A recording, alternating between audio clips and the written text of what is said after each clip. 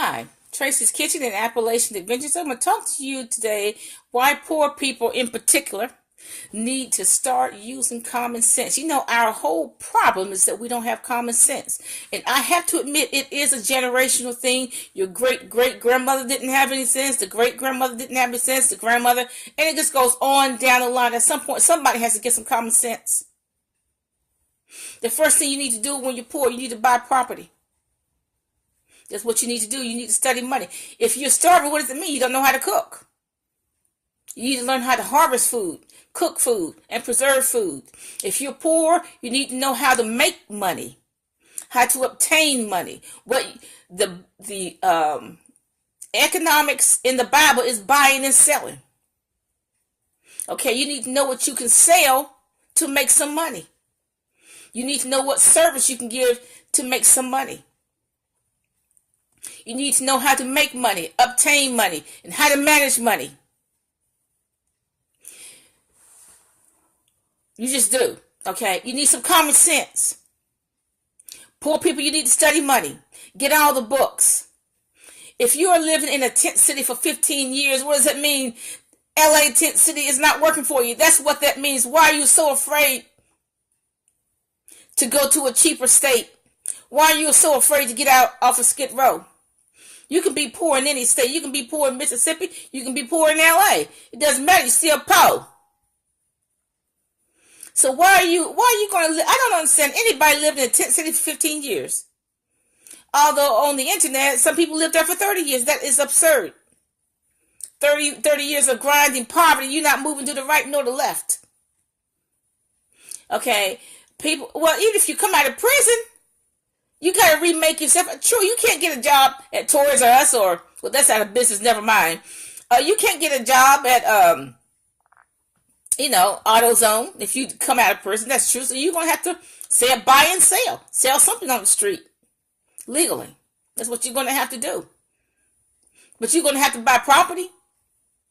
You're just going to have to do it. Now, poor people need to use common sense. You got your fake nails. You got your $150 fake nails. You got your $250 fake hair. But yet you owe the hospital $175 for x-rays. You are so stupid. You should pay the hospital first. That's what is ruining your credit. Pay the hospital first. You owe the dental office $125 and you got $180 worth of fake nails. Ignorant. Making somebody else rich. And you don't want to pay the dentist. You should pay the dentist first, idiot. You got to use common sense. Poor people need to use common sense. There is a book out there, or there should be, on how to get some common sense. If you don't have any common sense, just ask the Lord for common sense. Just say, Lord, I'm stupid. I don't know nothing. I'm stupid. I need common sense. You know what? You'd be surprised. 99.9% of the people in this country don't even have common sense. The third world has more common sense than we do. You think because some person in the White House or near the White House or kin to the president, you think that because they said they have $770 million in the bank, do you really think they know what a quarter is? They don't even know what a quarter is. They got that money through manipulation. They don't even know what a quarter is. You got to know what a quarter is, the difference between a quarter and a dollar. You got to have common sense. Why are you spending $200 on your son's shoes and your son don't even know what a pencil is? He can't even spell the word came. He needs to learn how to spell the word came and books and simple words like that but you got him some $200 tennis shoes. You got that stupid son of yours some $200 tennis shoes.